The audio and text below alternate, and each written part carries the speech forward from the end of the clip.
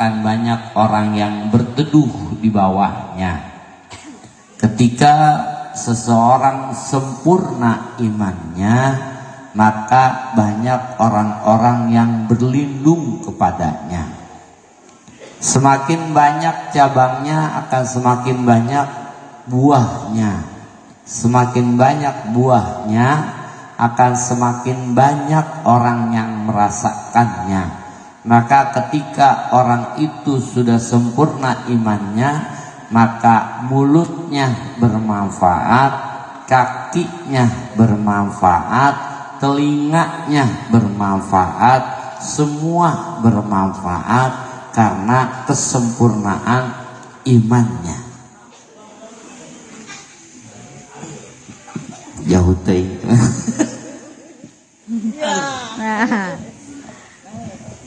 Jauh tehnya nyandar daun teh ori ngegantung we kaki siga kuntilanak. Selah nyandar we nya. Maafin ya. Saya jujur bingung ngomong apa karena masuk kandang macan. Saya cuma sekedar kucing. 100.000 tahun kucing bertapa nggak jadi macan. 100.000 tahun kucing bertapa, kucing tidak akan menjadi seekor macan. Tapi kucing harus cerdas. Bagaimana caranya supaya orang-orang takut dengan kucing seperti orang-orang takut sama macan? Tahu caranya? Maka si kucing harus dekat macan.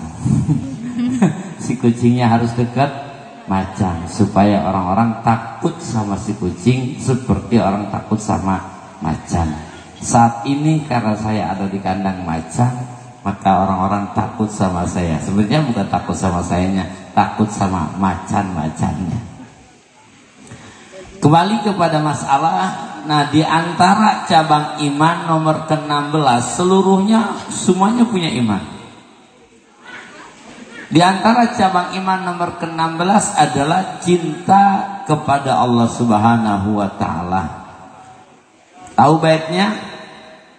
Wahbub ilahaka khaf alima iqabihi walirahmatirju tawakalan ya muslimu. Gitu ya? Gitu bukan? Nggak takut salah saya ini. Wahbub nabiyaka summa azim qadrahu wa bakhal bidinika ma yura bika maksamu. Cintailah Tuhanmu, wahbub kudu mika cinta anjen ilahaka ka Gusti Allah, ka Tuhan anjen.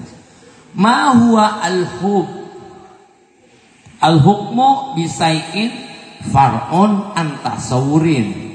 Menghukumi sesuatu harus tahu definisi. Menghukumi sesuatu harus tahu takrif.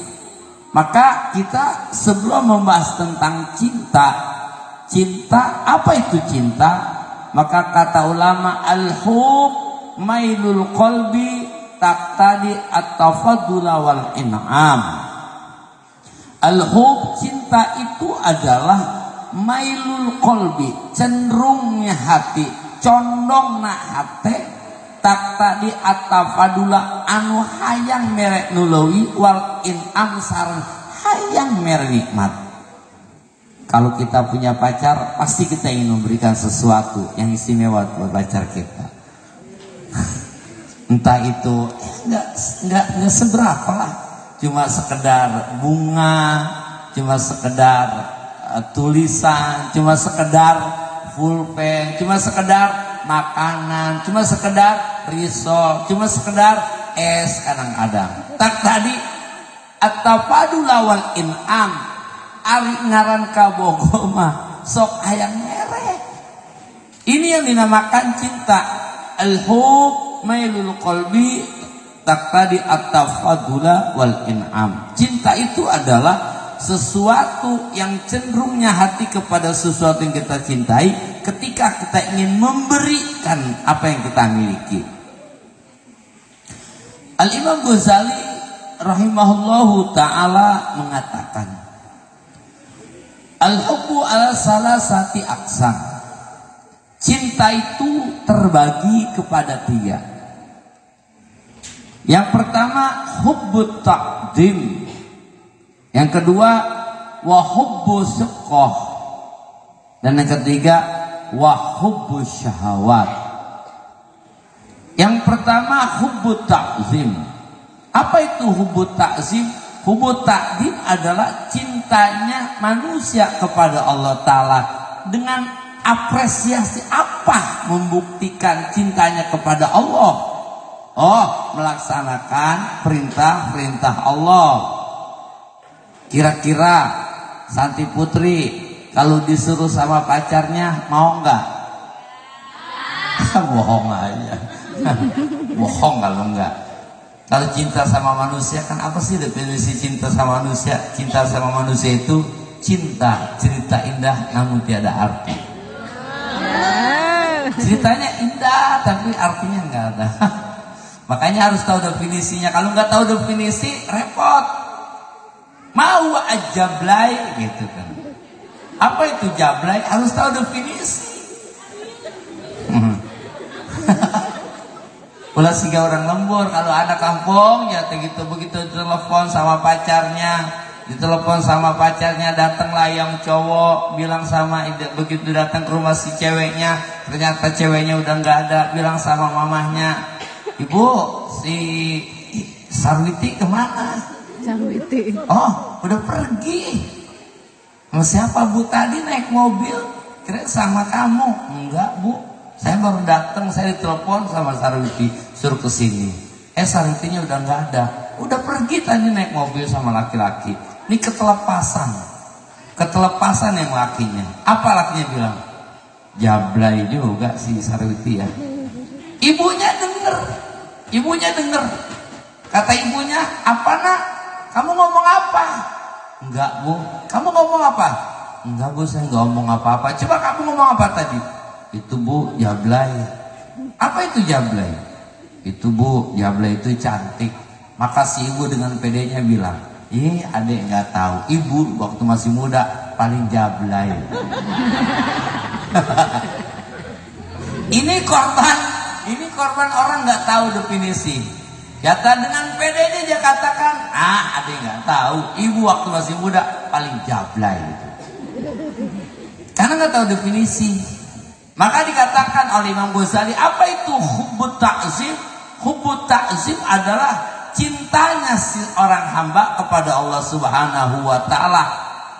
Kalau orang cinta, dengan apa apresiasinya untuk melaksanakan, membuktikan bahwa dia cinta sama Allah Ta'ala, melaksanakan perintahnya dan ridho terhadap takdirnya. Mau ridho ada muta'rif. Ridho itu adalah tidak pernah ingkar. Hidup itu semua sudah jatuh. Maka kata Neng Niki Ardila, orang sekarang nggak tahu ya. Kata Niki Ardila begini, kuburannya di sana, di Ciamis, di Koneng. Mungkin pernah jarang sana. Kata Niki Ardila ini, hidup itu bagaikan sandiwara. Semua orang pengen main film itu jadi pemeran utama. Tapi semua sudah diatur sama sutradara. Siapa pemeran utamanya, siapa tukang kebonnya, siapa sopirnya, siapa tukang basoknya, siapa pembantunya, siapa yang jadi hantunya. Udah rapi selesai. 50.000 tahun sebelum alam dunia diciptakan, penulisan tentang takdir kita sama Allah Ta'ala selesai.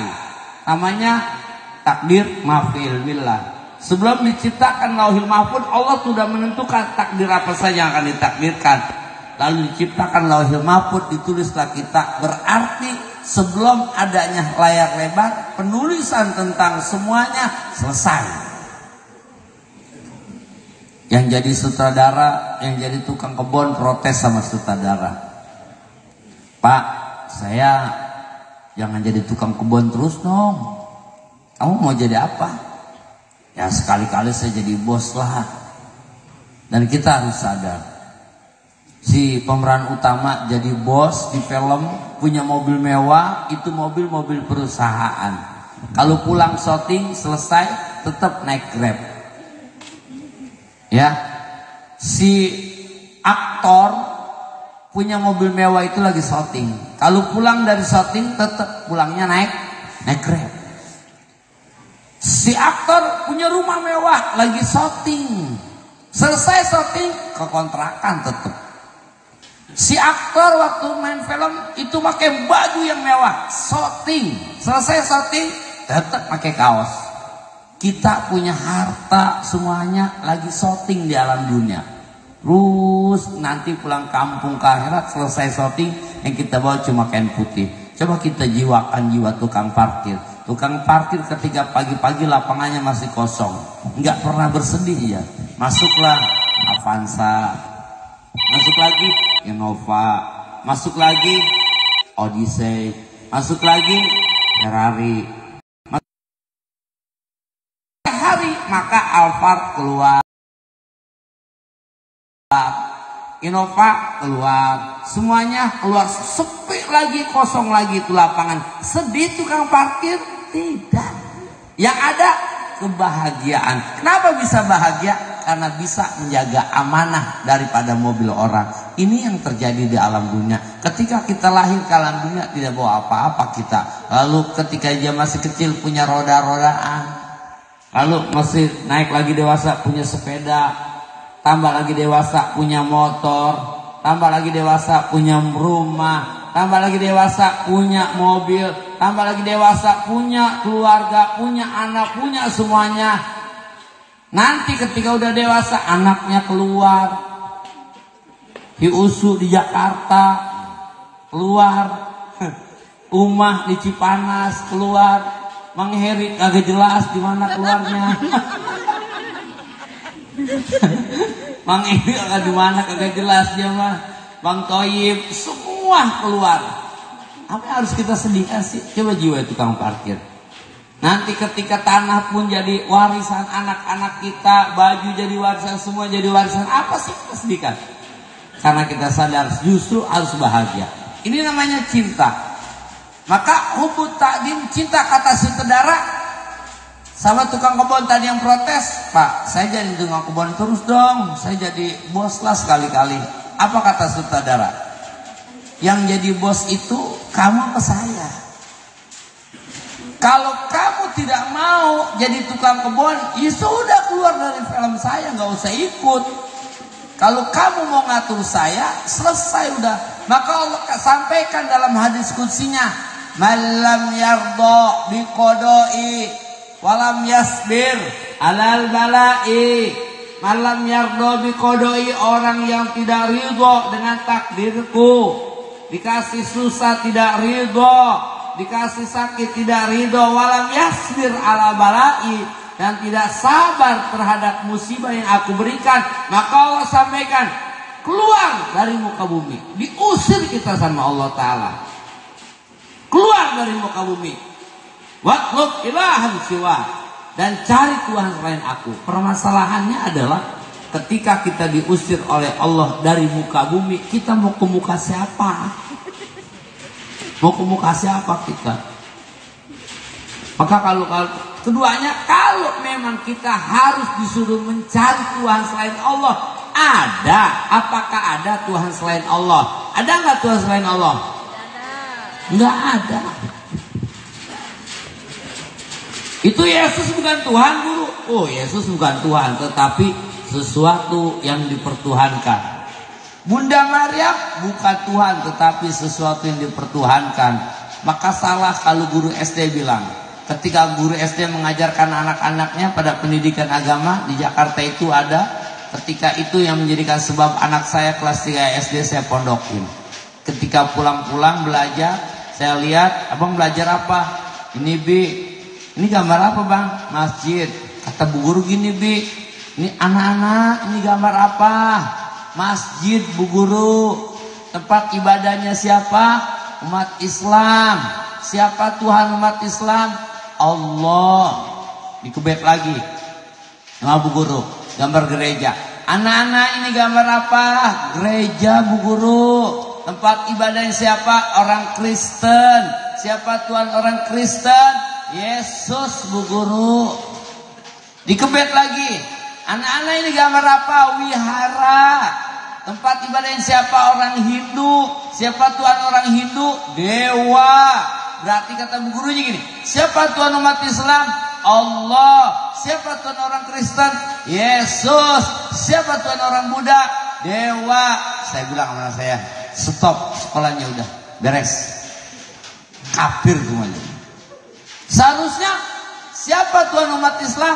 Allah. Siapa Tuhan orang Kristen? Allah. Siapa Tuhan orang Buddha? Allah. Bu Gurunya berani gak gitu? Nanti laporkan. Kenapa harus Allah? Saya tanya sekarang, kita punya ibu berapa? Satu. Ada nggak di sekolah kita panggil ibu? Ada. Di pasar ada nggak orang yang kita panggil ibu? Ada. Di kantor ada nggak orang yang kita panggil ibu? Itu banyak ibunya. Katanya satu. Sekali lagi saya tanya, ibu kita berapa? Satu. Ada di pasar orang yang kita panggil ibu? Ada. Di kantor ada? Ada. Di sekolah ada? Ada. Berarti ibu kita banyak apa dikit? Banyak dong berarti ibunya. Yang lain bukan ibu kita, tapi yang lain di kantor yang kita panggil ibu bukan ibu sebenarnya, tapi orang yang kita ibukan. Di pasar ada yang kita panggil ibu, itu bukan ibu yang sebenarnya, tapi itu adalah orang yang kita ibukan. Di sekolah orang kita panggil ibu bukan ibu kita, tapi itu adalah orang yang kita ibukan. Siapapun yakin kalau ibunya itu adalah satu. Siapapun harus yakin Tuhan itu hanya satu, Allah. Yang lain yang ketika mereka mengatakan Tuhan, itu bukan Tuhan, tetapi sesuatu yang dipertuhankan. Maka tandanya kita cinta kepada Allah Ta'ala adalah harus ridho dengan takdir Allah, harus sabar terhadap apa yang diberikan sama Allah. Sabar terhadap penyakit, oh itu udah pas bawah. Kalau dalam kitab Minhaj dikatakan kalau sabar dikasih sakit, sabar dapat musibah, sabar dapat bala, itu mah upahnya cuma 300. Berapa upahnya? 300. Kenapa? Karena gampang. Kalau kita sabar kita sakit, nggak sabar juga tetap sakit. Kedua, harus sabar melaksanakan taat, sabar menjalankan taat, itu upahnya berapa? 600. 600 kali lipat. Ketiga, yang berat, yang upahnya sampai 900. Apa upahnya 900? Sabar meninggalkan maksiat, itu akan diberi upah sama Allah 900. Kenapa begitu besar nilainya? Karena semakin berat ninggalinnya. Saya ditanya sama putra guru saya. Waktu saya ke Manojaya, saya ditanya sama putra guru saya. Kata putra guru saya bilang gini, Bang, ya andaikan kita Nabi Yusuf, ya andaikan kita